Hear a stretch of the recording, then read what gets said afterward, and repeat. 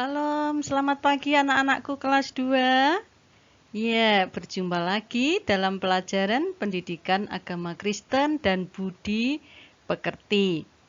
Hari ini kita memasuki pelajaran yang ke-7 dan pertemuan yang kedua di semester 2 ini. Nah, anak-anak, hari ini kita akan belajar tentang bagaimana keluargaku hidup rukun.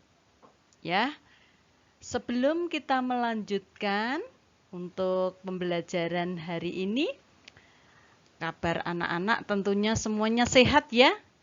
Iya, semua sudah siap untuk belajar. Kita akan berdoa terlebih dahulu ya. Ya, coba sikapnya yang manis, kita mau menghadap kepada Tuhan. Ya, tirukan ya. Tuhan Yesus yang baik, terima kasih sekalipun kami harus belajar jarak jauh, kami akan belajar dengan sungguh-sungguh. Untuk itu Tuhan, tolong beri semangat yang baru, konsentrasi, sehingga kami semua bisa memahami dan mewujudkan untuk rukun di dalam keluarga. Terima kasih Tuhan Yesus. Amin. Nah, anak-anak, sekali lagi ya, pelajaran keluargaku hidup rukun itu sudah pernah dipelajari di semester 1 waktu anak-anak kelas 1, sehingga hanya memperdalam sedikit.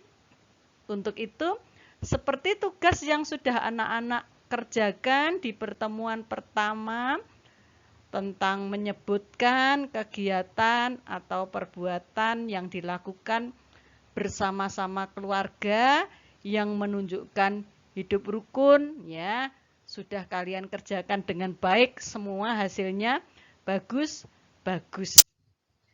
Untuk itu kita akan melihat ini semua adalah hasil tugas kalian yang menyebutkan perbuatan hidup rukun bersama keluarga. Tapi tidak semuanya disebutkan ya. Contoh-contoh yang sudah disebut oleh kalian. Yang pertama, ya, gambar apa itu? Ya, sedang bepergian atau piknik bersama keluarga. Siapa yang tidak senang kalau piknik? Senang ya? Tapi sayang di tengah pandemi ini kita harus menahan diri ya untuk tidak jalan-jalan dulu ya. Ya, tidak apa-apa ya, tetap ada sukacita ya. Itu yang dilakukan sebagai wujud kalau keluarga kalian hidup rukun. Nah, yang kedua, apa ini? Iya, betul, nonton TV bersama ya. Siapa yang suka menonton TV bersama-sama keluarga? Wah, kalau ada film atau cerita atau yang kalian senangi ya, bersama-sama dengan kakak, dengan orang tua, nanti seru ya. Iya, ini wujud kalau keluarga kalian adalah rukun. Yang ketiga, ini ada yang menyebutkan, apa ini gambar ini ya? Iya, kalau liburan, bersih-bersih rumah bersama-sama, senang enggak?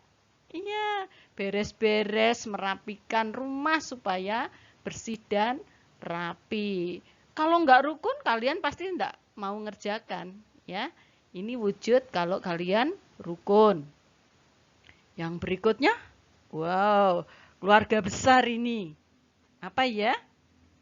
Iya, makan bersama. Kalau kalian merayakan ulang tahun, ya biasanya makan-makan, entah itu di restoran atau di rumah makan mana begitu, atau di rumah ya. Jadi ini menunjukkan kalau rukun.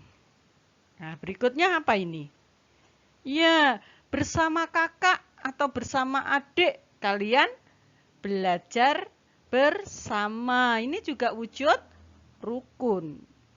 Yang berikutnya, ya, kalian bermain bersama adik atau bersama kakak.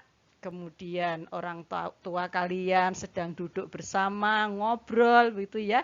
Senang ya? Masih banyak lagi contoh-contoh perbuatan atau kegiatan yang bisa dilakukan bersama-sama keluarga. Ya, doa bersama, beribadah bersama, ya. Begitu ya. Baik anak-anak. Nah, yang berikutnya kalau anak-anak sudah memahami ini loh kegiatan-kegiatan yang dilakukan bersama dengan rukun, kita akan melihat kembali mengapa toh kok kita harus rukun dalam keluarga? Ya, seperti yang sudah anak-anak ada yang sudah mengumpulkan, ada yang mungkin sedang menghafal lagu ya, Mazmur 133 ayat 1 sampai 3. Bunyinya demikian. Nyanyian Ziarah Daud. Sungguh alangkah baiknya dan indahnya apabila saudara-saudara diam bersama dengan rukun. Seperti minyak yang baik di atas kepala meleleh ke janggut, yang meleleh ke janggut Harun dan ke leher jubahnya. Seperti embun Gunung Hermon yang turun ke atas gunung-gunung Sion. Sebab kesanalah Tuhan memerintahkan berkat kehidupan untuk selama-lamanya. Nah, siapa yang pengen hidupnya itu nyaman, tentram? Siapa yang pengen diberkati? Nah, salah satunya kalian harus bisa rukun bersama dengan keluarga. Ini yang disampaikan oleh firman Tuhan melalui Mazmur.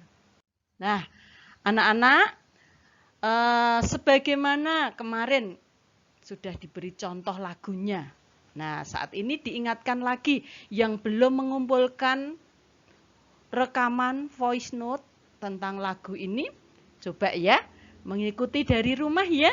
Ya, walaupun suaranya Bu Reni tidak terlalu merdu, tetapi mau belajar untuk menyanyi sama dengan kalian. Walaupun mungkin susah untuk menyanyi, yuk kita latihan. Karena dengan menyanyi ini kita akan mudah menangkap pesan dari firman yang sudah kita baca dari Mazmur ini ya. Begini ya lagunya, yuk siap semua. Sungguh alangkah baiknya, sungguh alangkah indahnya, bila saudara semua hidup rukun bersama.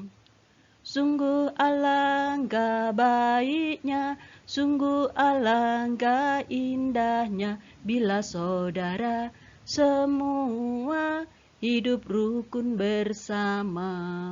Seperti minyak di kepala Harun yang kecanggu dan jubahnya turun, seperti embun yang dari Hermon mengalir ke bukit Sion.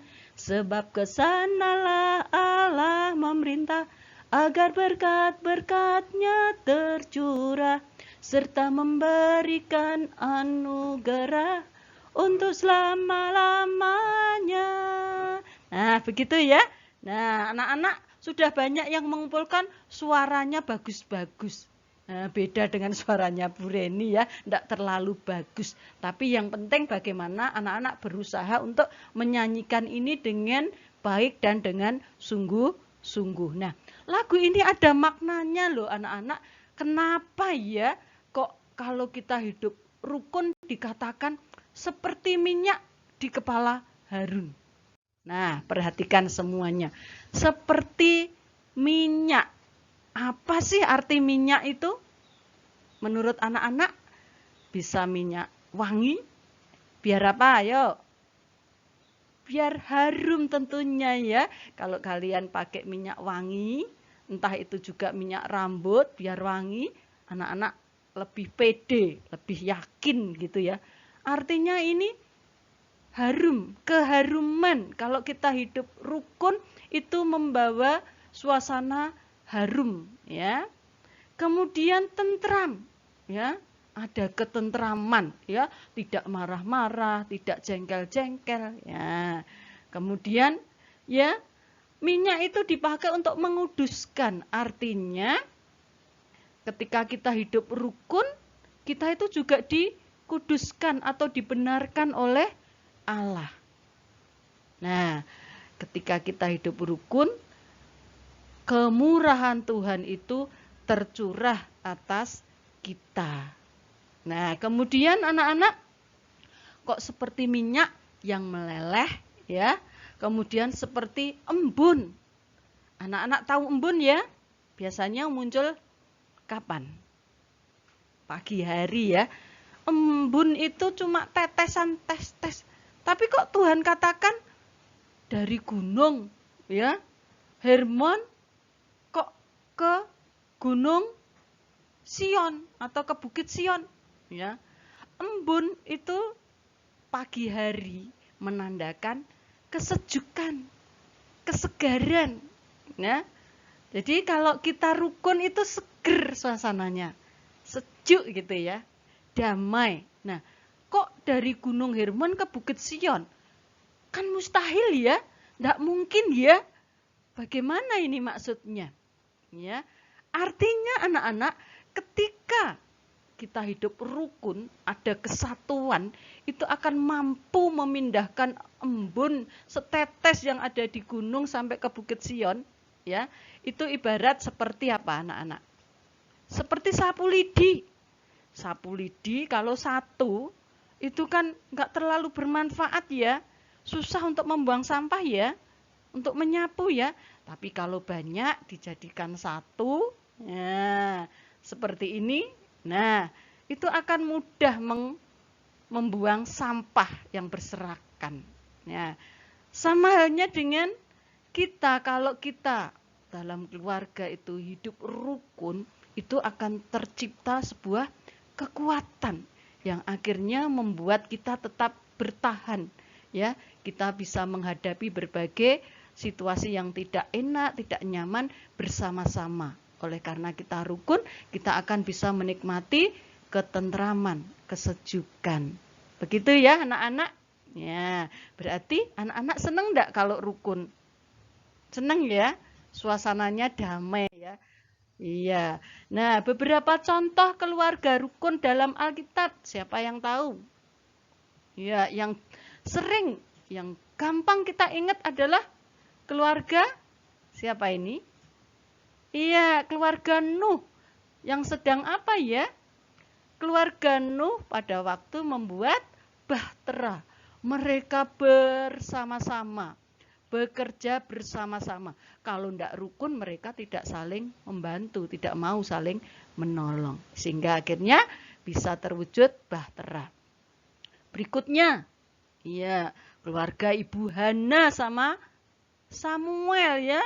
Mereka berdua rajin pergi ya, beribadah ya. Iya, untuk mendekatkan diri dengan Tuhan. Bahkan iya, saking setianya sama Tuhan, Ibu Hana itu mempersembahkan Samuel agar Tuhan pakai untuk menjadi alatnya atau melayani banyak orang. Nah, berikutnya ini apa?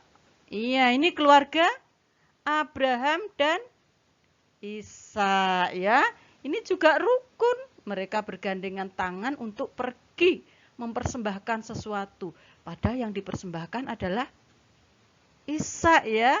Ya, ini adalah contoh-contoh keluarga rukun. Rukun itu indah dipandang ya. Suasananya juga enak. Tidak cuma dilihat orang enak, tapi juga kita merasakannya itu damai. Begitu ya anak-anak. Jadi betapa pentingnya hidup rukun. Dan di dalam kerukunan Tuhan mencurahkan berkat. Ya, ya. Demikian anak-anak pelajaran tentang keluargaku hidup rukun. Sebagai kesimpulan, ya anak-anak, jadi sekali lagi, betapa pentingnya hidup rukun bersama. Setiap anggota keluarga harus berjuang untuk bisa menciptakan kerukunan. Karena tidak mudah ya, kita bermacam-macam sifat dan karakter, sehingga harus menyatukan. Kemudian, rukun itu adalah wujud ketaatan kita kepada Tuhan. Dan kerukunan akan mendatangkan kedamaian atau berkat sukacita. Nah, sebagai akhirnya kita anak-anak bagaimana harus belajar, berusaha untuk mewujudkan kerukunan bersama keluarga. Harus saling menghargai, ya, harus saling memperhatikan, ya, harus saling mengasihi. Nah, sekarang anak-anak, tugas kalian. Tugasnya, ya, kalau kemarin sudah menuliskan, sekarang praktek. Praktekkan hidup rukun dalam keluarga. Kalian bisa lihat apa saja yang mesti dilakukan dalam buku pelajaran halaman 80 dan 81. Ya, ada 10 macam perbuatan atau kegiatan rukun. Kalian lakukan selama 6 hari. Ya. Setelah melakukan, anak-anak itu bisa ditulis di buku tugas, bisa difotokopi, lalu setelah melakukan minta tanda tangan wali murid atau orang tua kalian. Ya, setelah selesai nanti dalam waktu 1 minggu, difoto, dikirimkan melalui WA. Ya, paling lambat tanggal 25 Januari. Ya, jelas ya? Oke. Baik anak-anak, kita akan bersyukur kepada Tuhan karena kita sudah boleh belajar tentang bagaimana keluargaku hidup rukun. Sikap yang manis, kita akan berdoa. Terima kasih Tuhan Yesus, Engkau sudah menolong kami semua untuk belajar memahami dan melakukan kehendak Tuhan untuk mewujudkan hidup rukun bersama keluarga. Berkatilah keluarga-keluarga kami Tuhan. Berkatilah kehidupan kami.